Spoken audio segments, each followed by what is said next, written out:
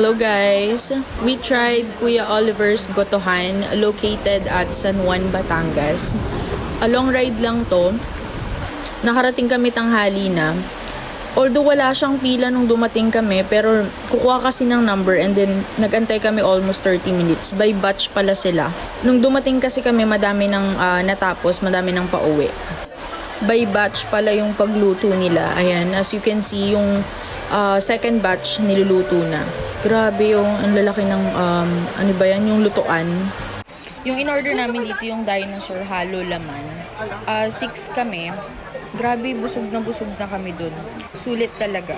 And ayan, makakabili ka din ng mga for pasalubong. Bumili ako nito, yung daing. And then, tinry ko din yung leche plan. Ang sarap din ng leche plan, purong-puro. Ayan, may macarons din sila, may atsara. Masarap din yung daing. Ayun yung leche plan. Yung friend namin, grabe magsili.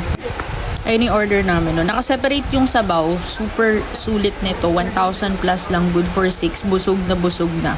At guys, only sabaw to. Nag-trending to sa Facebook. Grabe. Hype is real talaga. Ang sarap. Sulit. You must try this one.